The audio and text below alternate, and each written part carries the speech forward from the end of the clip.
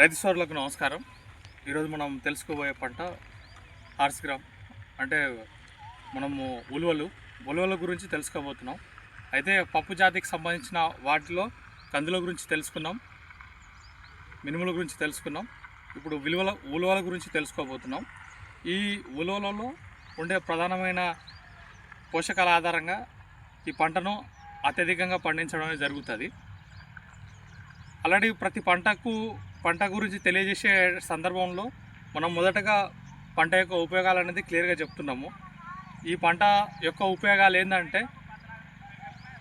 Body pains, బొక్కలలో body pains ఏమైనా ఉంటే అది తీయడానికి, అది కంప్లీట్గా పోగొట్టడానికి కాల్షియం అనేది ఎక్కువగా ఇదవుతుంది.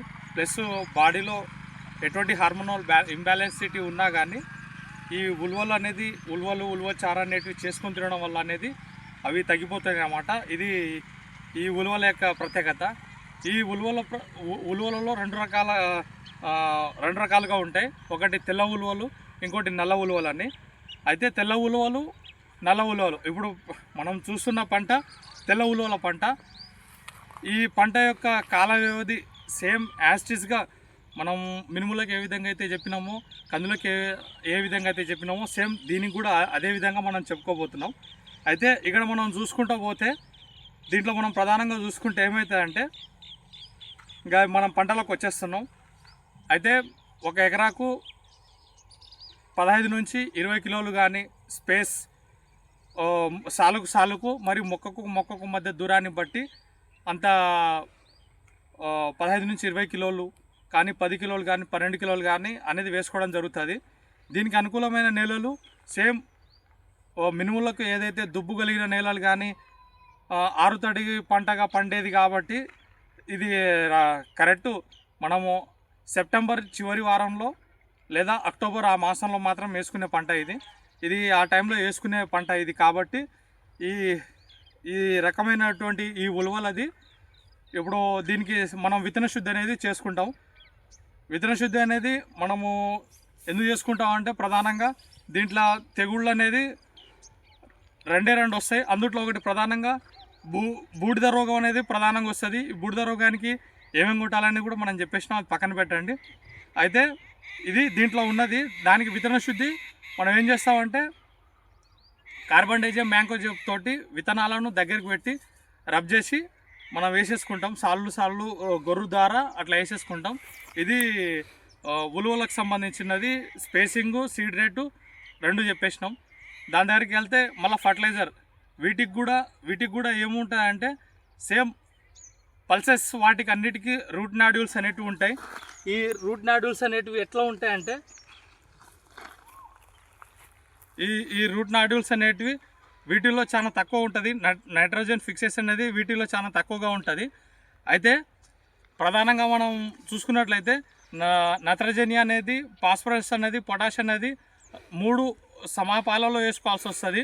నత్రజని అనేది 2 పాలలో వేసుకుంటే, ఫాస్ఫరస్, పొటాష్ అనేది ఒక్కొక్క పాలలో వేసుకోవాల్సి వస్తుంది. దీని యొక్క ఎరువు యొక్క యాజమాన్యము దీనికి ఇది ఆరుతడి పంట కాబట్టి 10-15 రోజులకు, ఈవెన్ 15 రోజులకు ఒకసారి మనం ఇరిగేషన్ ఇచ్చినా సరిపోతుంది. ఒకవేళ ఇరిగేషన్ ఇవ్వకున్నా కానీ పొగమంచుతోటి ఇది ఆటోమేటిక్గా పండుతుంది. ఇది దీని యొక్క ప్రత్యేకత. అయితే మనం ఫర్టిలైజర్ చెప్పేసినాం. తర్వాత నెక్స్ట్ మనము దీంట్లో వచ్చే పెస్ట్, రసం పీల్చే పురుగులు అనేది అంత ప్రధానంగా అయితే ఏం రాదు. పంట మార్పిడి చేసే ఏవైతే ఉంటాయో, పంట ఎక్కువగా మార్పిడి చేస్తాం కదా, అటువంటి సందర్భంలో మాత్రమే ఈ రసం పీల్చే పురుగు అనేది ఎక్కువ రాకుండా ఉండడానికి ఆస్కారం ఉంటుంది. పంట మార్పిడి చేయకుండా రెగ్యులర్గా అదే పంట వేసుకుంటూ ఉంటే ఆటోమేటిక్గా రసం పీల్చే పురుగులు, వైరస్, తెల్లదోమ అనేది, తర్వాత ఎల్లోవిన్ మొజాయిక్ వైరస్ అనేది, ఇట్లాంటివి అనేటివి వాహకాలుగా పనిచేసి ఇది అనేది వస్తుంది. దీంట్లో అక్కడక్కడ లదె పురుగు వచ్చే అవకాశం ఉంటుంది. ఈ లదె పురుగు అనేది అంత ఎక్కువ మోతాదులో అయితే ఉండదు. దాదాపుగా దీనికి పెస్ట్ డిసీజు అంటే పురుగులకు సంబంధించినవి కానీ, తెగుళ్ళకు సంబంధించినవి కానీ అంత ఎక్కువగా అయితే ఉండదు. అయితే దీంట్లో ఉండేది ఒకే ఒకటి బూడిద రోగం. బూడిద రోగానికి మనము పిచికారీ చేసుకోవాల్సినవి ఒకటి, అంటే మనం ఒకటి మైకోబిటానిల్ అని, తర్వాత వెటబుల్ సల్ఫర్ అని, తర్వాత ఈ అజాక్స్ట్రోబిన్, డిఫుకొనజోల్, అజాక్స్ట్రోబిన్, ట్యూబోకొనజోల్, తర్వాత ట్యూబోకొనజోల్, ట్రఫ్లాక్సోస్ట్రోబిన్, ఇట్లాంటివన్నీ ఏవైతే ఉంటాయో వాటిని అన్నిటినీ దీనికి సంబంధించిన వాటికి ఏవైతే ఉంటాయో వీటిని పిచికారి చేసుకోవడానికి అనేది మంచి అటువంటి వాటిని మాత్రమే పిచికారి చేసుకుంటే సరిపోతుంది. ఈ వీటికి పురుగులు మరి తెగుళ్ళు అధికంగా ఉండదు కాబట్టి చాలా ఈజీగా పండుతుంది. ప్లస్ నీటి అద్దడి కూడా ఎక్కువగా ఉన్నా కానీ మన నీటి వసతులు ఎక్కువగా లేని కండిషన్స్లో కూడా ఈ పంటను మనం వేసుకున్నట్లయితే పండుతుంది. ఒక ఎకరాకు